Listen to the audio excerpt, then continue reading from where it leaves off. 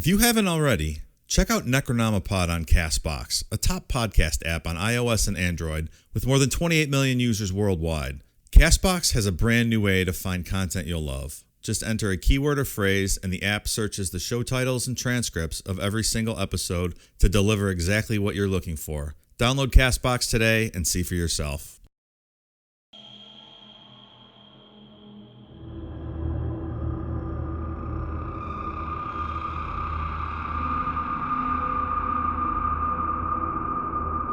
Today we cover the abduction of Betty Andreasson. From UFOs to the Bible, this story features all of Ian and Dave's favorite things. We'll discuss what Betty claims happened to her on a night back in 1967. We'll examine how she first approached the aliens when they invaded her home and what she discovered when she was abducted onto their UFO. We'll discuss the testing that was done on her, as well as everything she alleges to have seen while on the spacecraft.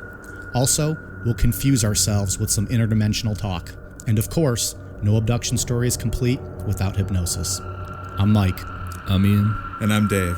If you thought lint was the worst thing to ever enter a belly button, stick around. We're firing up the cringe meter tonight. This is Necronomipod. They took me back to the cubicle where they told me to change into my regular clothes, and from there I was escorted into this room that appeared like a Quonset hut type room, half cylindrical. And within it were 8 glass-like chairs, and they sat me down in the one of the chairs to the right, and this glass-like hood came down, and I could hear it click around me, and then I felt very cold, as if I was freezing, and it seemed as if I was there for a very long time. And from there I was taken and put into another chair to the left, and again this glass-like hood came down and sealed around me, and I could hear the snap, and they also put some tubes in my nose.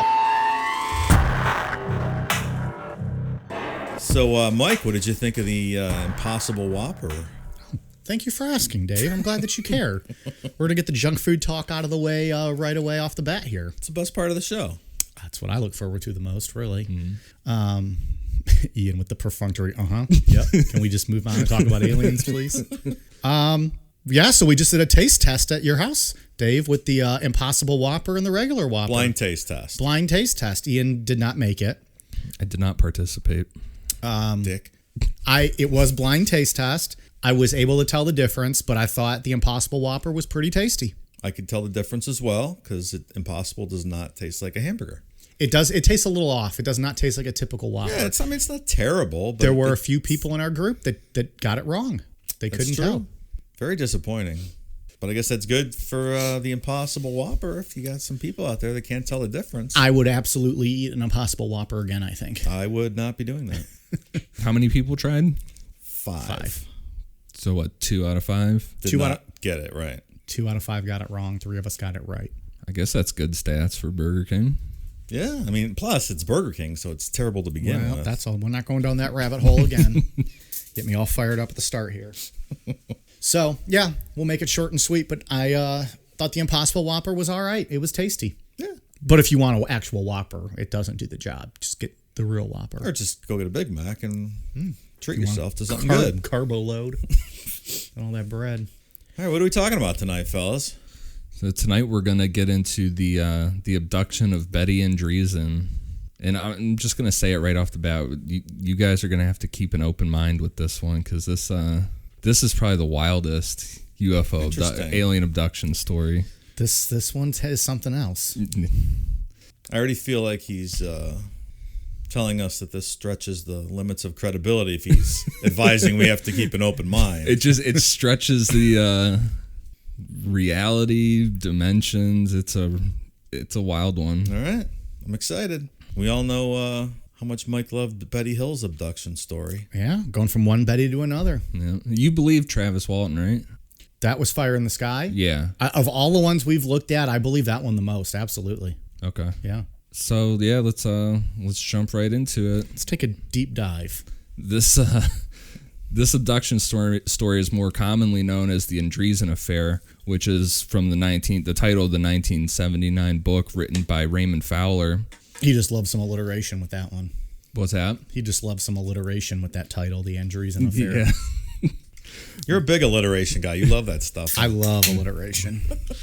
Betty Andreassen's alien abduction is right behind Betty and Barney Hill as far as being a go-to in the UFO community for credibility of the people involved in researching the case and the amount of research that was done. It's really thoroughly documented. Do we know why aliens are so fond of Bettys? I'm not sure. Okay. It's a fair question, though.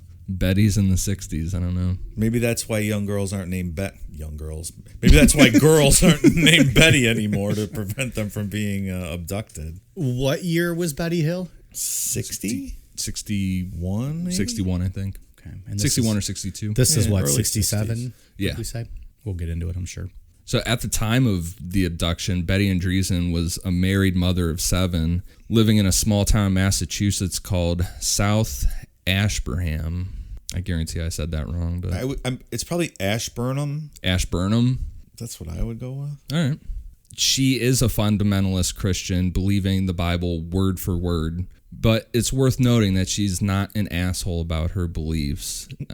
So, I mean, she's not pushy. She doesn't really, it's like secondary to her that it's part of the story, but it's not this core thing that she pushes, right? She doesn't push it. And it's not necessarily a core part of the story. Right. Like It's that we're going to go through today. I disagree. I think it's a huge core part of this story. Well, I think it makes the story, in my opinion, it makes the story really interesting, her outlook on all this stuff because of that. See, I think this is red flag number 1. I mean, at the risk of offending people, I don't really feel that people who believe the literal word of the Bible are credible in anything. So. All of a sudden, he's worried about offending people. Like if you believing the Bible word for word is a little tough. Yeah, it shows you can't apply logic to the real world and come out with an accurate, representation of reality. In my humble opinion, if you think a person can live inside of a whale for 3 days, then I'm going to question your ability to. I forgot about that. I haven't heard that story in a long time. Yeah, you should go home and read it. I will tonight when I review my Bible reading. Well, regardless, she doesn't push this stuff out there. It's never a part of her interviews that she's done, like on Coast to Coast or anything like that. Okay, point taken. She was on Coast to Coast a lot. A bunch of times. They're not worth listening to, though, and we'll get into that at the end. Quick plug, our Patreon show coming out next week, is it, on Halloween? It's going to be, we're going back to Art Bell. So if you're not a patron, sign up. We're going to do an Art Bell Part 2 on Halloween. Very exciting times. Yeah, I can't wait. I'm actually doing research for it, and I don't ever do research for this shit. You are.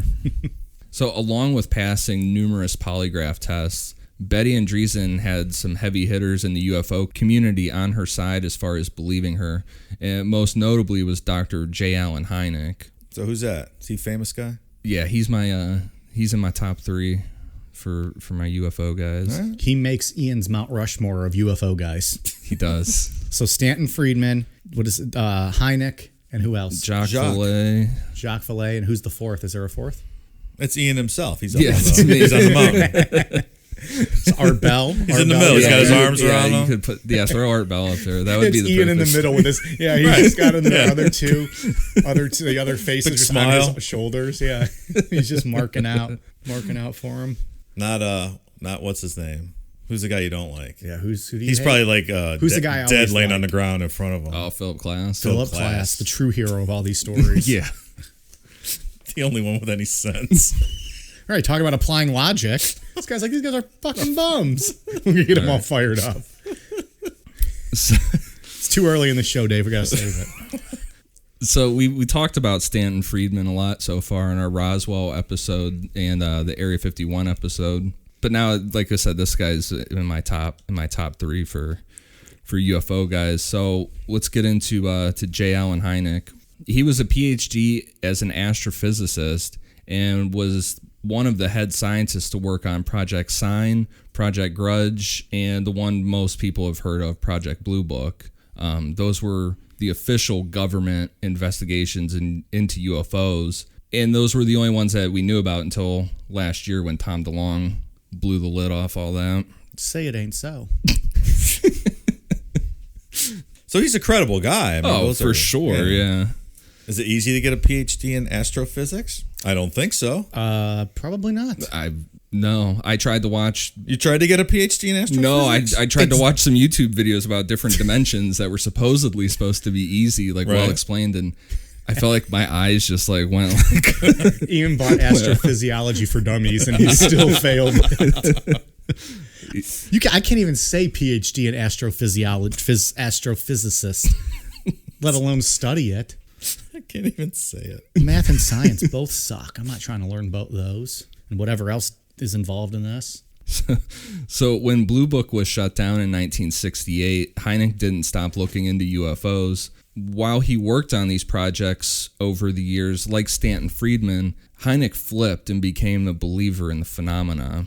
Which you figure a guy like that is looking for solid empirical evidence, and for him to flip, like you say, right? Yeah, it's the same. Must have seen something credible. It's the same thing that's the same thing Stanton Friedman did, because Stanton Friedman's a nuclear scientist that was working on top projects and stuff, and after years of seeing things and hearing about stuff, that's what he became a believer. Well, that goes a long way. So to Hynek, 95% of these cases could be explained, or they were hoaxes, but it was that extra 5% in the government's treatment of that 5% that changed his mind. As he continued his research, he founded CUFOS, the Center for UFO Studies, and he came up with the famous Close Encounters scale. We're back in acronym heaven. I love it. CUFOS. MUFOS. We talked about them on one of the episodes, I believe. CUFOS? I think so. I think that sounds familiar. They weren't the ones that were at war with MUFOS. MUFON. Sorry. No, that was NICAP. NICAP. Yeah, NICAP. Dude, they're come at me, aggressive. Dave. I know it. CUFOS, FU4, NICAP, MUFON. Didn't they come up with an anal probing acronym for Barney Hill? I can't remember. Never mind. People should go back and listen to that episode and let us know. Then tell me what it was. Just briefly get into the Close Encounters scale that Hynek came up with. Close encounters of the first kind, he put them as visual sightings of unidentified flying objects seemingly less than 500 feet away that show an appreciable angular extension and considerable detail. Easy for you to say. Close encounters of the second kind, a UFO event in which a physical effect is alleged. This can be interference in the functioning of a vehicle or electronic device, animals reacting, a physiological event such as paralysis or heat and discomfort in the witness, or some physical trace like impressions in the ground, scorched or otherwise affected vegetation or chemical trace. And then close encounters of the third kind are UFO encounters in which an animated creature is present. These include humanoids, robots, and humans who seem to be occupants or pilots of the UFO. Did you guys ever see that movie, or is that way before your time? No, I've seen it. Steven Spielberg one. Yeah. Hynek advised him on this. I figured or on he that. had something to do with it. Yeah, he When did that advised come him on out? that. 77, I think. And it's Close Encounters of a Third Kind? Yes. I've heard of it. It's a good movie. Yeah, it was really good. There's a lot of claims about that movie, like conspiracy stuff. That Like what? Like that movie is like legit, and it was like put out there as like something to like ease people into the idea of it. Really? Like the government was like, let's put this out and see. Because Hynek really did advise Star Wars also? I don't know about Star Wars. Well, that's 100% real. Word for word, like the Bible, right? Literally. For a while, the Close Encounter scale stayed at 3 tiers, but J. Allen Hynek eventually started working with another scientist named Jacques Vallée, and together they wrote a book called The Edge of Reality. Is that your favorite book of all time? Well, shout out to Kelsey because she found me a link to an ebook for it. Oh, because it was out of print, right? Haven't you been looking for that? Yeah, it's been out of print. It's like fucking like $80 to $100 for a copy of it. So, damn. Shout out to Kelsey for finding that for me. Nice job, Kelsey. Boom. But so in this book and working together, they strayed away from Stanton Friedman's beliefs that UFOs are nuts and bolts machines coming from other planets, and that more likely this is an interdimensional phenomena. And this led to a new tier in the Close Encounter scale, which was Close Encounters of the fourth kind. That's detailed as a UFO event in which a human is abducted by a UFO or its occupants. Jacques Vallée specifically said that the fourth kind should refer to, quote, cases when witnesses experience the transformation of their sense of reality so as to also include non-abduction cases where absurd, hallucinatory, or dreamlike events are associated with UFO encounters. And that's 100% what we're going to be getting into tonight. Okay, I was just going to say, have we discussed anything that would be considered thus far a fourth encounter? Well, yeah, because that's any abduction. Oh. Really, but Jacques Vallée is big in the interdimensional stuff. And that's kind of what we're going to see with Betty Andreasson's stories. It's got a lot of this really, what I want to say. So maybe not an actual physical abduction. Right. I mean, at least part of it, maybe. Yeah, but it could just be a psychic phenomena. Jacques Vallée is a big proponent that a lot of this could be something just completely psychic. And that includes dimensional? Mm-hmm. So you fucking lost me there. Like I said, I tried to watch a couple videos today on dimensional. I feel like I'd like to do an episode on interdimensional travel, but we would either put ourselves to sleep, be so confused we'd fuck up the whole story, or put our listeners to sleep. The only example that made somewhat sense to me, was that if you put a rope and tied it to a mountain like miles away from you, you stood directly in front of that rope so it looked like a dot. To you, it looks like now it's one-dimensional because of the distance between it and the way you're looking at it. And if you put an ant on that rope and it started to crawl away and eventually you can't see it anymore, it's because the earth is flat. But it still looks one-dimensional to you because the way you're looking at it, and the ant's gone. But in reality, it's three-dimensional and that ant is there. So, in other words, the dimensions are right in front of us, but we can't see them because we're accustomed to not looking at things in that way. Right.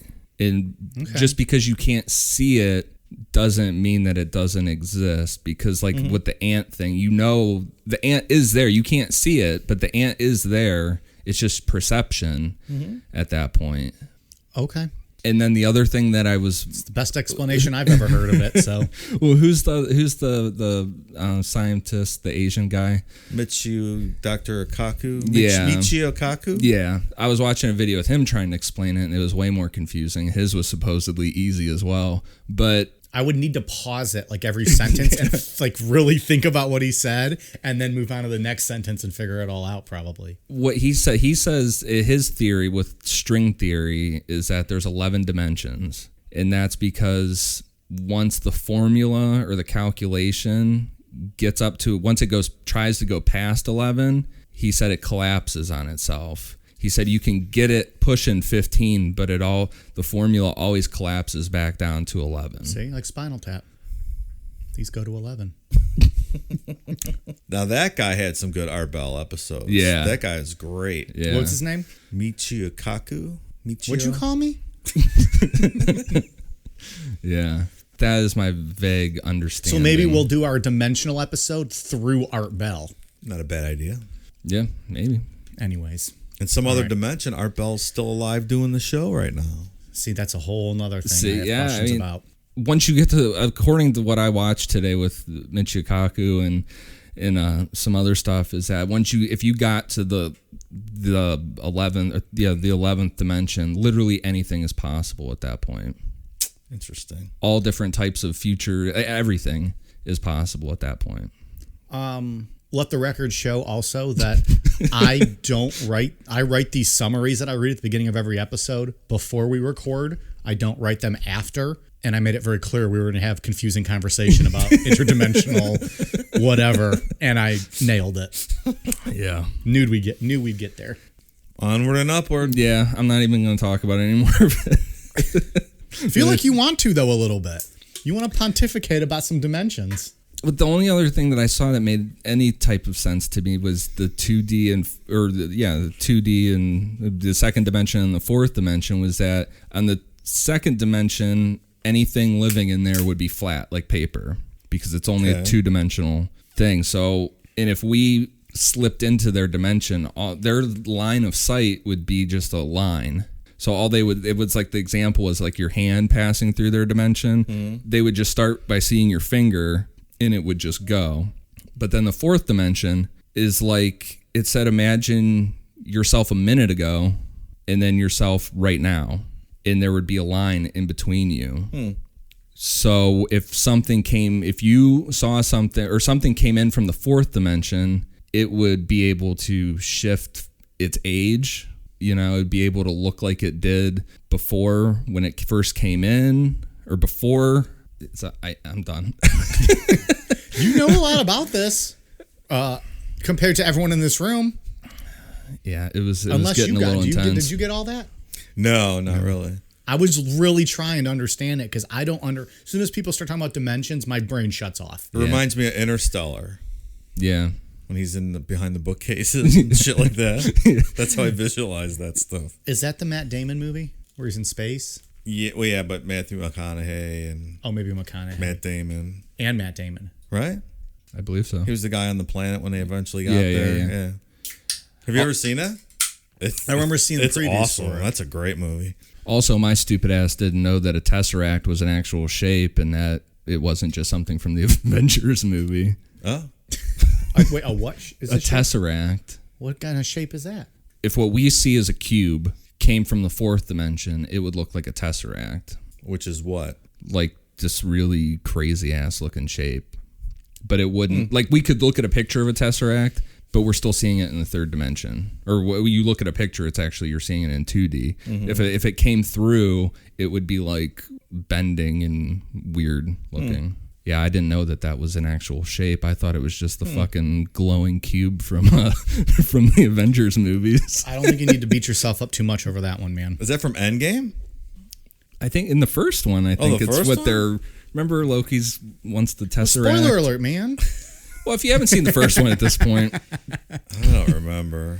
I don't love those movies. I don't know. I like anything that Tony Stark's in just because I love Robert Downey Jr. Yeah. So Betty Andreasson. All right, yeah. So 30 minutes later, we're back. No more science talk, no more science. We're just gonna get into this. So with her story, like with most alien abductions, she had a vague memory of what happened, but couldn't piece everything together. One day, while reading the National Enquirer, she saw an ad for alien abduction stories, so she sent hers in, what she remembered, and they refused her story. What year are we in now, though? We are in the 70s at this point. We're in 74. So 7 years after the fact. Yeah. It seems kind of odd. So for 7 years, she's just had like this vague memory that this may have happened to her. Yeah. Or she's certain it happened to her, but just couldn't remember the details. Well, she's certain about the beginning of it, and we'll get into it that her dad did see the beginning of it as well. Okay. And he seems like a very credible guy. We'll kind of get into his story a little bit. Yeah. They turned it down because from what she could remember, it seemed like a pretty cut and dry alien abduction story. They were looking for some crazy shit to put in there, you know. Like, yeah, Betty Hill already did all this. Yeah, right. And then a few weeks later, she saw an ad in the newspaper for CUFOS and decided to contact them with her story. And J. Allen Hynek is completely honest in that he tossed her story aside in his pile of stuff that he considered absolute bullshit. And he's pretty harsh about that fact, to be honest. He's not doesn't sugarcoat it. No, not at all. It's like it's got like a really dry just like a scientist personality, just very blunt. I don't think humor whatsoever. Yeah, I don't think he has cancer of the funny bone. I think, Dave. Like much like us, we suffer from that ailment. I don't think he means to be an asshole, but yeah, he's very blunt in that he thought she was full of shit. But upon looking at it a second time, he felt someone should take a look at it, so he sent it over to MUFON. Because at this time in the 70s, abduction cases were still more of a MUFON thing. And Hynek was really only interested in the real raw data of things. Like he was doing this whole interdimensional stuff with Jacques Vallée, but what he really wanted was evidence. He wanted raw data and something that he could really, try and dissect scientifically. He didn't want to do shit work. He's like those fuckers at MUFON. Let them do that shit. I'm an astrophysicist. Right. They're the janitors who are masquerading as UFO experts. Nothing against janitors. Apologies. They keep things clean, man. That they do. So once MUFON was on board and Hynek was kind of assisting from the sideline, they found hypnotist Dr. Harold J. Edelstein and conducted a year-long 14-session study on Betty Andreasson, which is one of the most detailed abduction accounts to come out of hypnosis therapy. That's a long time. It's about the same amount of time as Betty and Barney Hill. Oh, was it? I don't remember it being that long. Yeah, about the same. Well, Mike, hypnosis is science, so it takes a while to get it right. I'm sure. I guess so. It's not just some Are we quackery you doing can this get done now? in an afternoon. Are we doing this now? Let's get into this, what they discover first. This is what she remembers. This first bit is what she remembers and her father remembers. Wait, hang on. Did he also have just a vague memory of this, or did he remember it the same way she did? He remembers this part the same way she does, but he remembers nothing after that. Okay. It was just like they woke up. It's worth noting with him that he was very he was against all of this, coming out with any of this. He was Because he's a guy and guys are rational. well Kidding. You're gonna get heat for that. Yeah, Barney Hill was against it too. Exactly. And he's the one that got anally probed and had his semen sucked out of him, not in the good way. Yeah. They just took it out of him. They didn't. It's true. Yeah. He didn't. I don't even know how the aliens pulled Without that the off. benefit of an orgasm, I believe that was the opener of the show. But her father was a Finnish immigrant, like this really old school sounding guy, and he made like a little statement about the aliens that he saw, and he said he was quoted saying they looked like Halloween freaks is what he said. Wow. But You can't say that nowadays. Halloween freaks. Yeah, about aliens. Get offended. Fucking snowflakes. But he was very against all of this, her coming out with any of this, her doing hypnosis or anything. He was like, yeah, this happened. It was super fucking scary from what I can remember, and let's just forget about it. It was kind of like Barney Hill. Barney Hill was like, hey, Betty, shut the fuck up. I'm trying to forget that this shit ever happened. I just want to go on with my life. I would probably do the same thing. I don't know. Well, he'd be fucking writing a book about the damn thing. He's going to go chase him down. I don't know if I wouldn't want this happening. But I mean, I guess if you don't remember and they have to, quote, bunny ears, hypnotize you to get the information out. That would be a good live show thing. If we ever do a live show, just get a hypnotist to come on and But if I'm not hypnotize taking it, him. if I don't believe, though, I don't think it's going to work. She didn't believe in it either. She was quoted in the beginning in the book. They talk about that she thought that, hypnosis and stuff was like the work of the devil. Of course she did. I'm just being. She didn't believe in it at all. But then no, because I'd kind of be nervous that not that I'd be wrong, but that I would go be under spell, and then what the fuck they're going to bring out of me? I don't know what they're going to dig up. I don't need to get into that dark side. But it's not real, though. How could that possibly happen? But even if it is, I'm more afraid of what I'll end up saying. Maybe some past traumatic experience that I have no idea or recollection happened, and all of a sudden I'm going to be crying and going apeshit like Barney Hill did. And the poor guy died a few years later. Yeah, I would not enjoy that either, especially on stage. Jesus. It'd be horrible. I don't know. I'd probably agree to do that. For a live show, I would do it. We need some kind of... We got to sell tickets, pal. It is fun. I've been to those comedic hypnosis where they get people from the audience. But that's a work, right? That shit's not real. No, I don't believe it is. It's not. It's real. Even the hokey, cruise ship hypnotists. We're believing that. The show I went to, one of the people we went with was up on stage, and they swear it wasn't a put on. They were up there rapping in Chinese, and it was insane. No, come on. So ching-a-chong, ching-chong-a-chong. So she wasn't actually speaking Chinese. Well, no. It doesn't, doesn't make you learn a new language in 5 minutes. You said she was rapping Chinese. No, it just makes you remember things that you don't remember happening. That's still weird to me. I don't know, man. Well, that's a different... If you're saying that, hypnotic. Well, I'm talking about what they're doing here. Yeah, that's regression therapy. This, Yeah. this hypnosis method. But recalling stuff versus implanting memories that didn't happen, that's a whole separate thing if you're thinking that. No, well, I agree. Separate things. I don't know if I call bullshit on all of it or just some of it. Have not done my due diligence research yet. We got to do a whole show on hypnosis. Well, let's see what happens here. Right. So on the evening of January 25th, 1976, Betty's 7 kids were playing with their grandfather, which was Betty's father, and watching Bozo the Clown while Betty was in the kitchen. As they were watching the TV, the power went out in the house. As they walked around looking for a flashlight, they noticed a pink light start shining in through the kitchen window. Betty and her father walked over to the window where they saw where the light was coming from, and they said that they saw 4 small human-like figures approaching the house. All of a sudden, the pink light went out, and the whole family was frozen. However, they were standing like just in like mid-movement. They were all frozen, except for Betty. So that's a wild scene. And that's where her memory ends. That's where it's done. Okay. So everything else going forward is coming out of hypnosis. So her vague recollection of that night was stopped right here. Right. Okay. So in hypnosis, she said that the air was completely dead. There were like no sounds, nothing. I imagine it like just like all the dust and like a movie. Time almost. standing still. Yeah, like just everything froze. Like the Twilight Zone where the guy found the watch that he could stop time. Oh, yeah. Remember that one? Mm-hmm.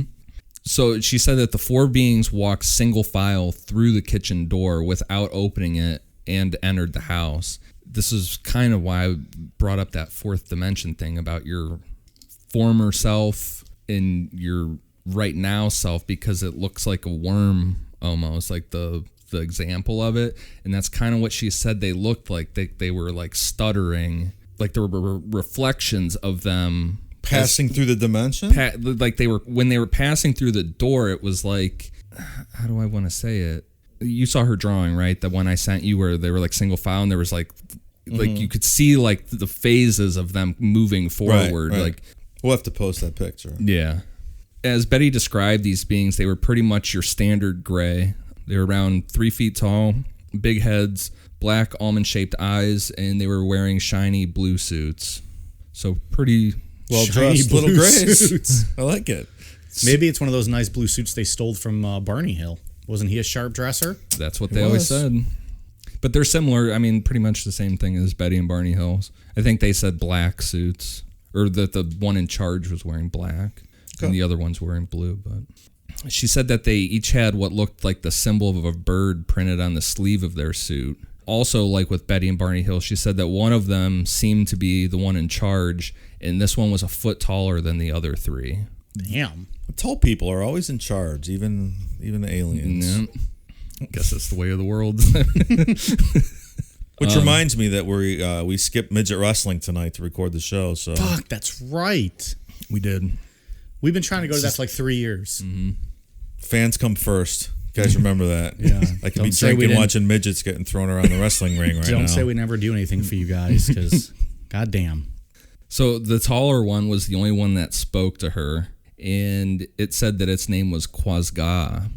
And you would think that Betty would be like super scared at this point, you know, and these 4 aliens are now standing in her kitchen. It's it's fucking crazy. A little unsettling, at least. Yeah, but her mind went straight to the Bible, and she fully thought that these aliens were angels, and immediately started to think of scripture on what to do in this situation. And she went with, this is it, I'm being tested. This is the Lord. She went with Hebrews chapter 13, verse 2. Quote, "Do not forget to show hospitality to strangers, for by so doing, some people have shown hospitality to angels without knowing it." So in her mind, it was like, I need to show these angels hospitality. And the best way she could come up with that in her head was to offer them food. So that's exactly what she did. And this is a first for our stories. Yeah. This is cooking aliens dinner. Yeah. Like not being afraid, thinking, okay. I think that's what throughout this whole thing, I think that's the most interesting part of this, is that every other credible alien abduction story, everybody was absolutely terrified the whole time. we'll get into it later, but I think that's a big thing with this story. If this is 100% real, why it went as far as it went is because she wasn't afraid at all. She didn't even enter her mind that these were aliens throughout this whole experience. Even looking at these little fucking grays. What the fuck did an angel look like? I don't know. I thought an angel looked like long flowing robes and hair with like a bow and arrow and trumpets. No, Dave, you're wrong. An angel looks like Britney Spears. Aw, that's so sweet of me. Oh boy, a tone deaf angel maybe. Now you're insulting an angel. So Hebrews 13:2 to you, bro. So Betty went to the refrigerator and grabbed like a big hunk of beef. I don't know, it sounded like a roast or something, and put it on the skillet. And then the tall alien, Quasga, told her, quote, "We cannot eat food unless it's burned." So she just rolled with it and started burning the beef. And when it started smoking, like when it actually started burning, there's smoke coming up. She said that the aliens started acting nervous, like visibly nervous, like they didn't understand what was going on. Like what the, right. I don't know if it's like the sound of it sizzling and the smoke, like yeah, kind of freaked them out a little bit.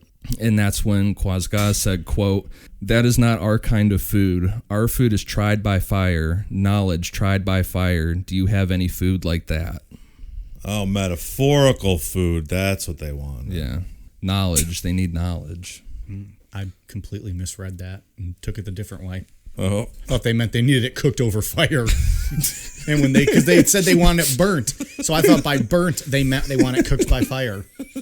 So with that, Betty grabbed the one thing that the knowledge in her mind that was 100%, the Bible. Of course. And she went and grabbed her daughter's Bible off the end table and handed it to Quasga.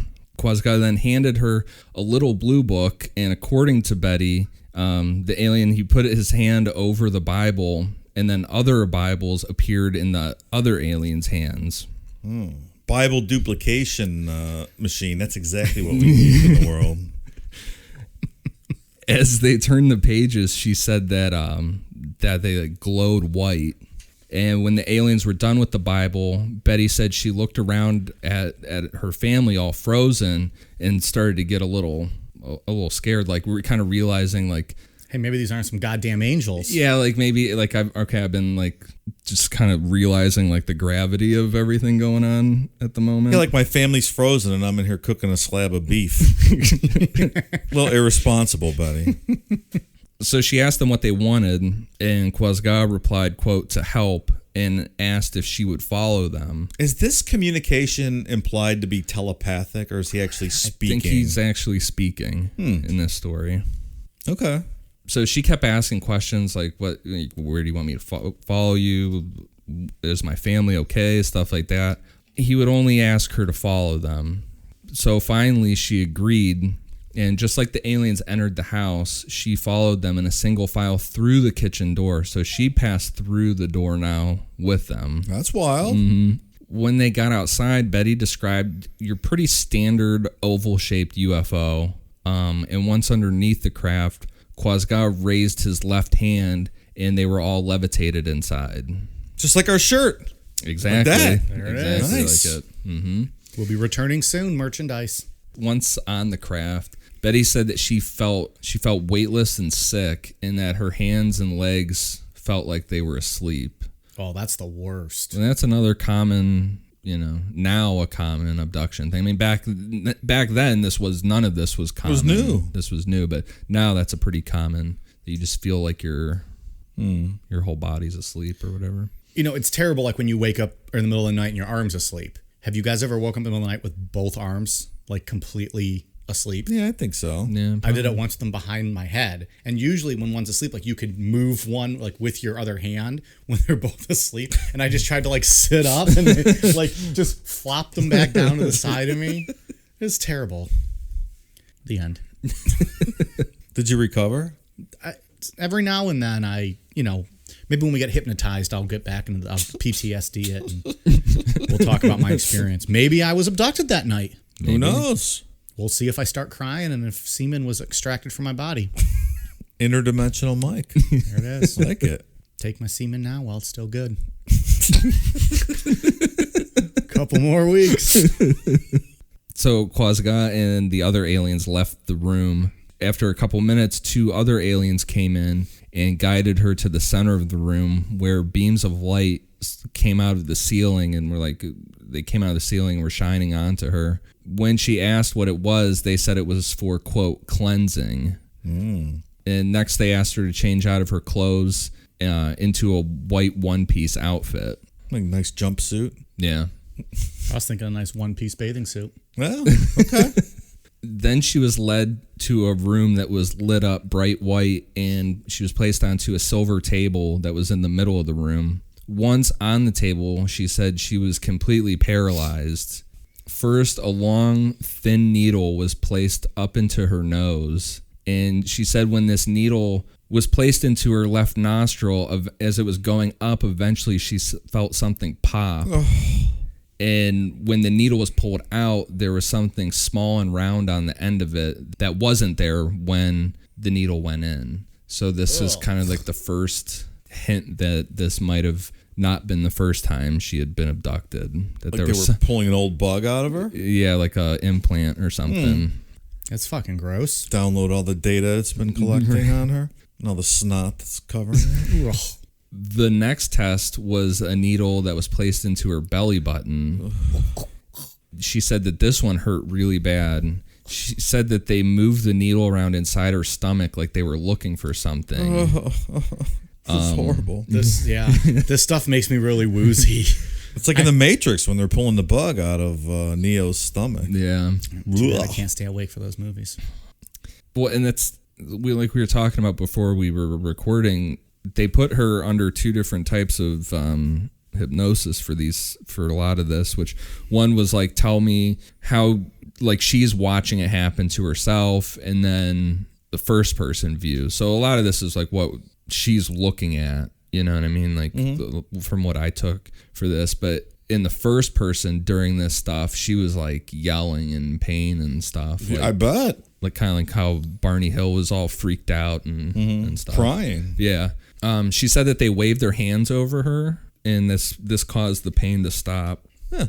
And that's kind of another running thing now since this story, you know. Did they clap and like Mr. Miyagi? And no, they make just the like pain? Or just like kind of hover their hand over you. Like after the needle was pulled out of her stomach, the aliens walked to the other side of the room and looked like they were discussing something. And when they came back, they told her that something was wrong, and she knew right away what they were talking about because she had a hysterectomy that was done a few years earlier. Because they were like, something's wrong, something's missing. She from ruined you. everything. Yeah, you need to do those hybrids. Yeah. So no anal probe then? She didn't have she had a hysterectomy. Oh, she still got an anal probe. What does that have to do with it? Well, I thought that was comes complimentary with an abduction. It's like one thing you have to look forward to. That's the gold standard, man. It's like going to like a buffet and they don't have a chocolate fountain. What's the point of going to the buffet if they don't have the chocolate fountain? I guess so. I don't really eat at a lot of buffets, so I'm not sure if that's true. Yeah, I mean, I've never ate at a buffet that had a chocolate fountain. Who were we just talking about that with buffets? Jared, our buddy from Just Brew Coffee. He goes, you can tell a lot about a buffet if you go up to their ice cream, their soft serve machine right away. If it comes out like thick and good, like good ice cream, it's a good buffet. If it comes out all watery and soupy, just pack up and leave because it's a shit buffet. It's ice milk. Yeah, if they can't afford real ice cream, get the fuck out of there. So he sets that as the bar.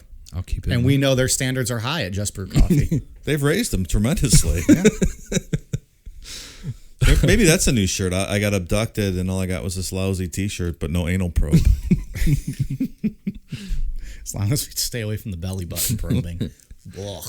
After they were done with the testing, she also said that like this like eye looking thing came down and like scanned over her, and then after that she was levitated off the table and allowed to put her regular clothes back on. And this is where abduction stories usually end. It's usually you're abducted, tested, and it's over. But this is like kind of just the beginning of Betty Andreasson's story. We'll be right back. Today's episode of Necronomipod is brought to you by Beardology. There are a lot of imitators out there, but there's only one place I buy my beard oil.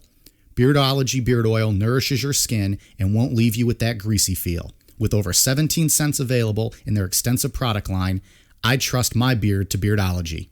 You can find Beardology at beardology.co. Use code NECRO15 to receive 15% off your purchase. Beardology. Discover the best way to avoid the shave. After getting dressed, Betty was taken into another room that had 4 clear chairs. When she sat down... Wait, like the color was clear, or they're clear no one was sitting on them? No, like they were clear. Like they were either made of like glass or plastic. Glad we clarified that. It's a clear chair. Yeah, but they just assumed like they were clear looking, like you could see through it. Yeah, like they looked like a normal chair, just like glass or just making sure. or plastic. Like this table. Yeah. It'd be cold. I imagine that'd be cold. Right? Yeah. So when she sat down, this sort of like bubble surrounded her, and she was told that it was going to fill with liquid, but it was more like it came over like this, like it was like a tube almost that came over her, and then it like shrunk, like almost like vacuum seal kind of stuff. Okay. Like real close to her body. And then she said as that came down, tubes went into her nose and in her mouth, and then the enclosure that was around her, this tube thing, started to fill with a blackish gray thick liquid. And then she said that another type of thick liquid started flowing through the mouth tube, and it was like going down her throat, and she said it tasted like cough syrup. Huh. So you would assume, or at least researchers assume, that if this is all true, that this was like something to protect her from either space travel or interdimensional travel. Interesting. Mm-hmm. Wonder how much she ingested. Yeah, I don't know. It sounds disgusting. Yeah, it doesn't sound like a great experience. After what she said felt like a short time, the liquid drained. She opened her eyes, and these tubes were removed from her mouth and her nose. And she said that the aliens were now wearing black hoods over their head. And again, they asked her to follow them. They left the craft and traveled through a tunnel. So we're not in the UFO anymore. We're into either this is now a different dimension, which it sounds like it to me. And I know like Jacques Vallée and Hynek believe that this is a different dimension is what she's talking about. So we're not in the UFO anymore. Betty said that this tunnel looked like it was carved out of stone, and there were entrances for other tunnels along the walls. Like this one that they were traveling down was the main tunnel. And she said they were going down like this black, like it was a black conveyor belt kind of thing that they were. It was one of just those airport gimmick things. Yeah, People like mover? What'd you call it? A people mover? People mover, like at the airport. Yeah. And then you get those people who have to walk briskly by you. They can't just like stand there and. Well, you got to stay to the right if you're not walking fast. Well, I understand, but if you're gonna walk fast, just get off the conveyor belt, dude. Take the land route right next to us. Oh, I'm like one of those assholes. I just stand there. I don't even walk. Me too. That's why I take that thing so I don't have to walk. Yeah, I just All stand you gotta do there. is stand to the right. What do you care what everyone else does? It's just if you're gonna walk, why even go on the thing? Just walk briskly on the other side. Why are you worried about what everyone else is doing? Because it's just I have to look at them, and it's like, you know what? Fuck you, pal. I hope you miss your flight. Hope you probably do miss it because you're on the left and they're stuck behind you. Oh, I go spread my legs wide, have my bag there. I'm like, what are you gonna do, bro? Sorry, I know you don't have any weapons on you because you just got checked at the gate. So whatever. I hope there's a mechanical issue and they have to sit there for 2 hours just for that jackass. Man, it's rough. I don't travel much. I don't like travel. So at the end of this tunnel, as they were approaching the end of it, she said it looked like a liquid mirror type like portal at the end of this thing. Like it looked like a mirror, but it was like moving. Like again in the Matrix when he sticks his hand into that mirror and it kind of. I wonder if the Matrix like took some of her story. It sounds like it. As they passed through, when they passed through this like mirror liquid portal thing, she said everything was covered in a quote vibrating red light. I picture it, and how she describes it is like if this dimension had a sun, the sun was red. Like everything was just red light. Like if the light bulbs in here were red, you know what I mean? Like pulsing. Yeah, she said it like she could. In hypnosis, this is, she said that she could like feel like this vibration. And yeah, so I know we touched on it earlier when we were making jokes, but this is all coming out through the hypnosis. She did not recollect any of this Right. prior to the hypnosis. That was a 14-session, year-long process. Yeah. And I mean, and I summed this up like I'm telling a story. Right. You know what I mean? Right, But that's like why I in just her wanted to thing, clarify. Like in the book, the book is just nothing but pretty much is just transcripts from the thing. So they're just asking questions like, oh, well, what do you see? You know, and she's like, everything's red and stuff like that. When you come out of these hypnotic regression sessions, do you actually remember it as a memory now, or do you have to go back and listen to what the tapes produced during your sessions So to hear what you Or is it recalled? case by case? Yeah. or well, does that it's how the vary? doctor does it, because for the beginning of Betty and Barney Hill, it was all kept confidential. So and they wouldn't remember anything, any of their memories from during that, Right. so that they couldn't talk to each other and like come up with a difference, you know. What do you mean it was... So like So they don't remember what they said, and then the doctor didn't tell them so that he could go about. So Right. in their cases, they did not remember what they were saying. No. Did she? Do we know? So when she snapped out of it, she was like, "Oh, that's my story." I don't think so. Not until the very end to keep it all like credible. You know what I mean? So she couldn't get anything else inside of her mind and like expand. Like on you this would start stuff. to embellish on the story if you got partway there. Your mind would automatically try to finish the rest, and it wouldn't be real. Yeah. That makes sense. I guess Right. if you're going to do it, that makes sense if you're going to do it. Because that way, that's when Barney Hill officially became a believer, if we remember, because at the end of theirs, they were given the tapes, and the doctor's like, you know, if you want to listen to this, you can listen to it. If not, then, you know, I understand. And Barney listened to what he was saying, and that freaked him the fuck out to hear himself, like, getting scared like that. Right. Yeah, those were terrifying tapes. Like, he was freaking out. Oh, yeah, he was very scared. Well, Mike, you wouldn't have listened to it. You don't ever listen to the show. We listened to him here in studio.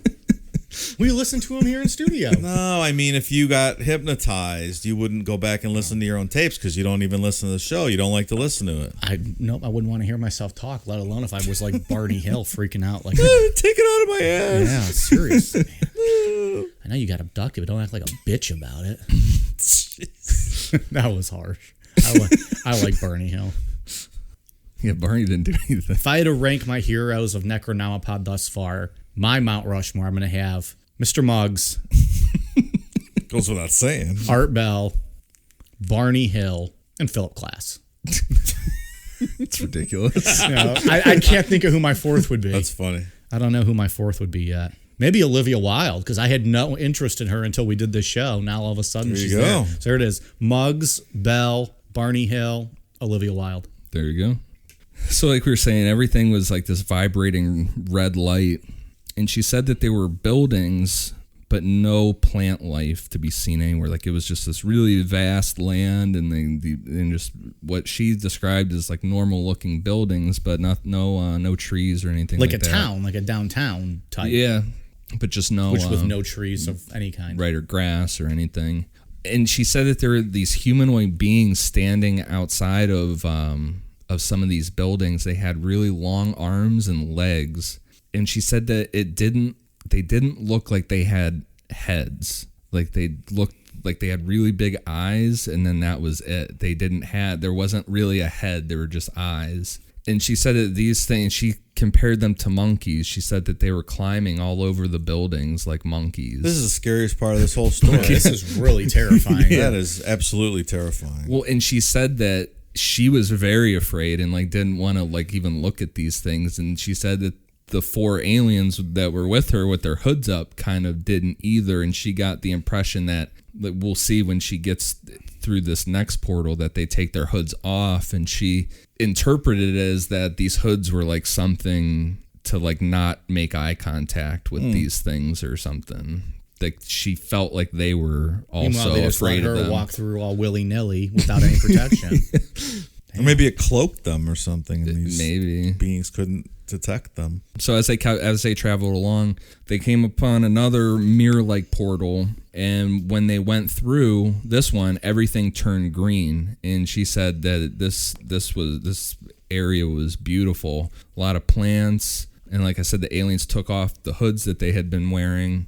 And off in the distance, she said she could see what looked like a city, but around them were pyramids that for some reason were different than ours, but she couldn't like really place it as to what was different about them. The pyramids were different? The pyramids were different than, like there was something off about them, not like the pyramids in Egypt here or things, but she couldn't really describe why she felt that they were different. Was the point on the bottom? Was that what it was? Like upside down.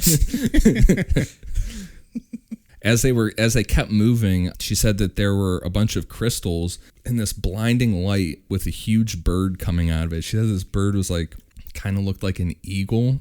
That's the best way she could describe it. She says they got closer, this light, then this bird, it was like putting off this really like hot heat, like painfully hot.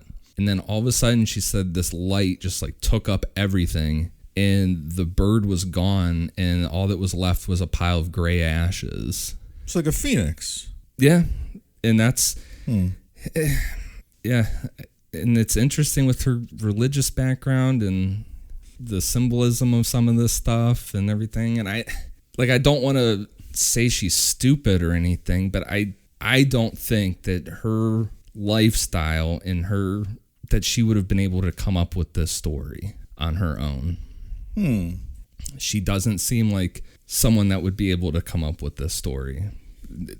After this book came out, that's a different story, and we'll talk about that. But up until this point, to me, this seems like just a mixture of, I don't know, Bible stories and The Wizard of Oz and 50s sci-fi movies, just pulling pieces and parts together to construct this story. And then what? Like just making it straight up, or having just like a real bad dream one night? I don't know. Maybe either or. It's a pretty long dream, though. So from this pile of ashes came out this huge gray worm, and this loud disembodied voice started talking to Betty, and she referred to this voice as, quote, the one. I think that this stuff with the one and all this is she's interpreting this whole thing as this is a religious experience to her at this point still. I mean, this has never changed from that these aliens are angels, this worm is in this disembodied voice is God talking to her. To me, when I read a lot of this stuff too with the aliens, because there's points in her thing where when the aliens were like asking her to follow them, she was like, I'll follow you if you're of God. Like if you are of God, I'll follow you. And to me, like in my mind, I imagine as the aliens are like, sure, lady, yeah. we're sure thing. God, love that guy. Yeah. Sure, we're thing. him. Whatever you say. They're like, this is fucking easier than we thought, guys. Let's just start telling everyone we're God. Right. It's not like Christians are easy to sucker or anything, or get them. Oh boy, to send you money over. Yeah, just their luck when they go try to abduct Dave. We're God, and he's like, "Fuck you, get out of my house." So, like I said, she was still interpreting this whole scenario as angels, and this voice is now potentially God speaking to her, is the way she sees it. When she asked if this voice was God, it replied, quote, "In time you shall see."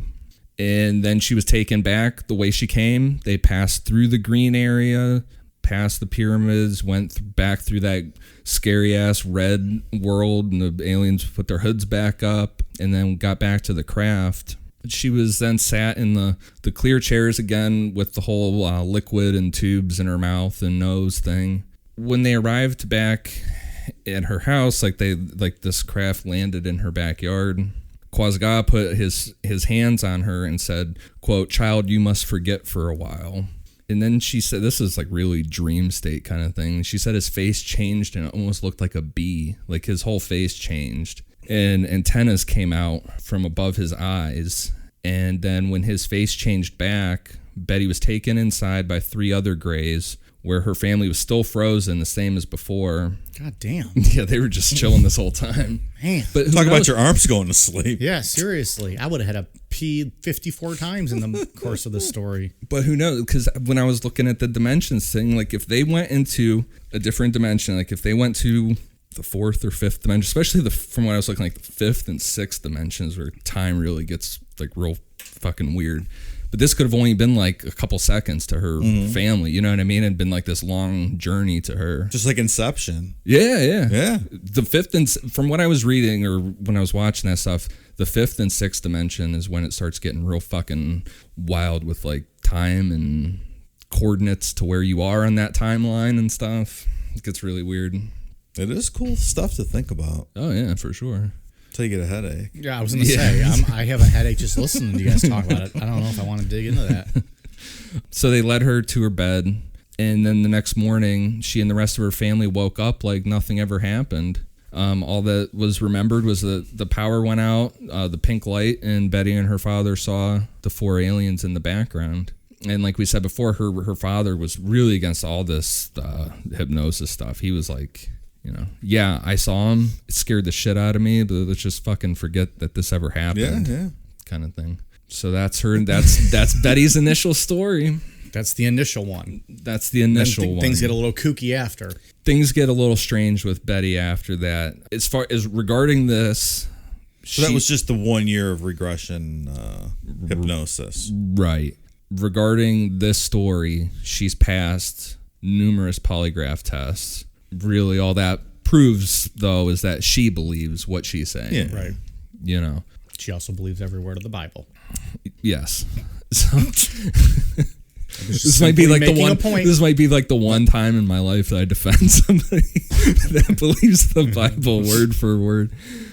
I mean, and that's all there is with alien abduction things: is lie detector tests and hypnosis regression. Yeah, I mean, you're not going to have a videotape of your abduction, right? And if this whole thing is like with the whole dimensional thing, I don't even think anybody else would be able to even see this happening. Like you could say, I've seen some skeptics say, well, if this UFO was in her backyard, people would have seen it and stuff. I think at that point when she's obviously something is, if this is all true, obviously something has changed to her in her reality that she's able to now pass through a door. So I don't even think anybody outside in the outside world would even be able to see any of this happening based on the whole string with the ant theory. I don't know about all this. There is some corroborating evidence, though. Like that night, there actually was a power outage in that area and stuff. And her husband had been in a car accident, so her parents were actually staying with her that night. Right. Like a lot of circumstantial evidence backing up. Yeah. I would think it was it said like 6 days before Christmas or something. Her husband was in a bad car accident. Regarding this story, she has some really credible people like J. Allen Hynek and stuff that fully believe her. I think in my mind at least, there has to be something there to cause a guy like that to believe in this. And was there any one thing that really hooked him on her story? I think the hypnosis regression stuff. And then just everything she kind of said after that, though. There wasn't like one part where he was like, oh, okay, this kind of like solidifies that he's leaning towards believing her in this. I think it just goes with the lie detector tests. So just kind of the overall regression. thing. Yeah, just the whole deal. Wasn't there a whole thing in the 80s where with this hypnotic regression where like people were remembering being molested and all stuff like that didn't actually happen, where they were really implanting fake memories in people and stuff? Now that I believe. Yeah, hypnosis regression is not like a perfect science or anything. You know what I mean? So yeah, you're the satanic panic stuff. Yeah. There was some people that got in a lot of fucking trouble for nothing. Yeah, it's not a perfect science or anything. And the other interesting thing too is that she has a lot of pictures that she's drawn, but she drew the inside of the craft. Like during hypnosis, she drew each room of the craft. During like debunking stuff, some engineers like looked at her pictures, and that was one of the ones we posted for the teaser pic on Friday, right? Oh, one of her drawings. The one we posted. Yeah. The aliens working on her. Yeah. Working her over. Yeah, I was going to say. Debunkers, like some engineers and stuff, like looked at these drawings that she did of like each individual room, and it made the type of UFO that she described when you piece it all together the way that she described it in hypnosis. It doesn't prove anything, but it's still kind of interesting. Like, kind of like Betty Hill's star map that she drew. It's interesting. It doesn't necessarily prove everything, but what galaxy was that, Mike? Nope. I have no idea. Was it Zeta Reticuli? Is that what it is? I think it was Zeta. Think specifically. Nobody's going to remember that. That's where aliens always come from. Oh, for the most part. Zeta Reticuli. Well, that's at least where they say they come from. All right, I'll try to remember that. Zeta Reticuli 1, to be really specific. ZR1, got it. Because there's 2 of them. Betty, I don't know, she didn't make much money from this whole thing. She got about $15,000 from selling the rights to her story to Universal. She really sold herself short on that. Yeah, and I mean, her whole life kind of went to shit. I mean, she ended up getting divorced from her husband over this stuff. So after he was in that bad car accident, she left him? No, he divorced her. Oh. Well. It was kind of like, hey, you're now a crazy alien person, is what it sounded like. I didn't sign up for this shit. Did they actually make a movie? I don't think so. I don't remember any movie. No, I don't think they ever did anything with it. Or maybe they just gave the plot points to The Matrix or something. Yeah. And so she took a break on this shit and like tried to regroup her life. She moved down to Florida and got a job as a waitress. And that's where she met this Bob Luca guy who was also abducted by, or claimed to have been abducted by aliens. And they just kind of hit it off, you know. So that's one good part of the story for her, I guess, is that she found true love out of all of it. Yeah, down in Florida. Good luck. It's going to work out great.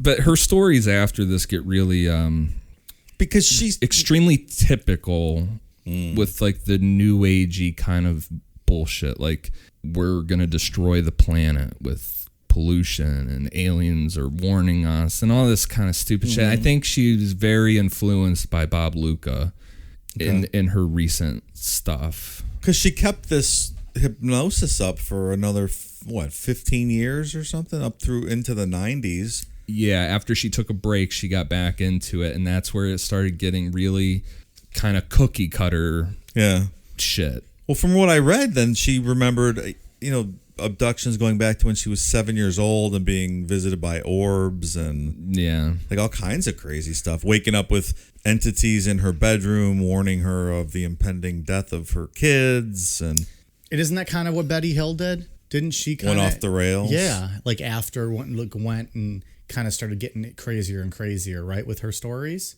Or am I making that up? Betty, but she did the UFO like circuit thing. She just did. She like talked. Speaking tour. Yeah, I mean, she could just kept it going. But she started telling more and more outlandish tales, right? Yeah. Didn't we talk about her being kind of a joke at the end on the circuit? Yeah, I think that's what I thought. Yeah, she became buddies with Travis Walton. Yeah, they were buddies. Yeah.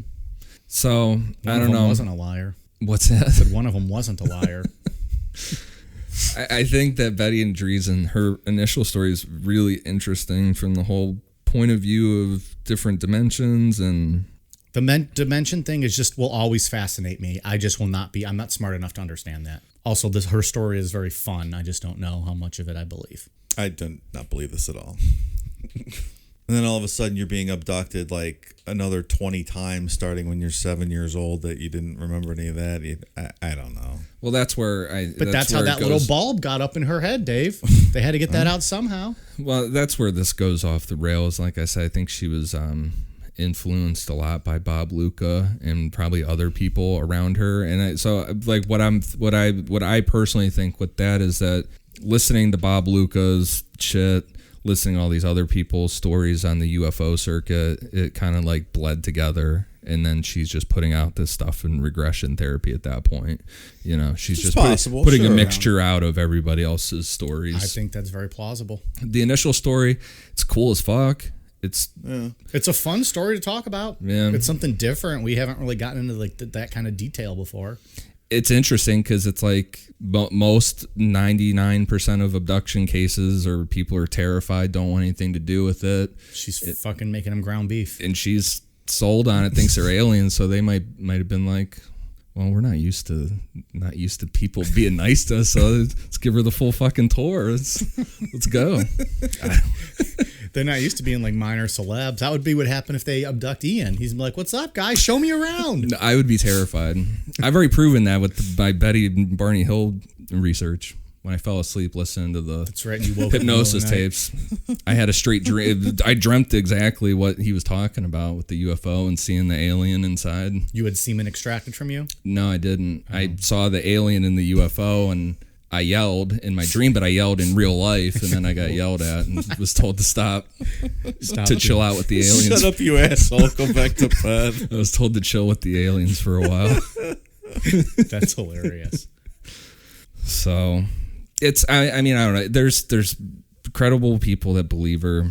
If it's true, I mean, who knows? Who knows what's in these other fucking dimensions? And if they are really from other dimensions, which I think is a lot more likely than them being from another planet. So if Stanton Friedman and Hynek weren't a part of this story, would you still believe it? Or is it mostly them that gives it credibility? To me, it's Hynek gives it the most credit. That's what gives it. Because I guess Friedman wasn't really a part of this one. Right. Yeah. Because Hynek, like I said, he was the bad guy.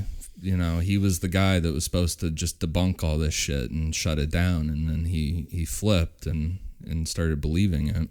Yeah. And he never fucked with the facts or anything. He wanted the facts on everything. I guess I don't know what makes this story credible. Like, compared to what if I said this happened to me tomorrow and I just made it up? Like, what makes it credible? There's Is it the hypnosis? Is that? I guess, but I don't know. Because like with Betty, she at least drew like that galaxy, right? Like they had something to be like, wow, she drew something that she didn't know about.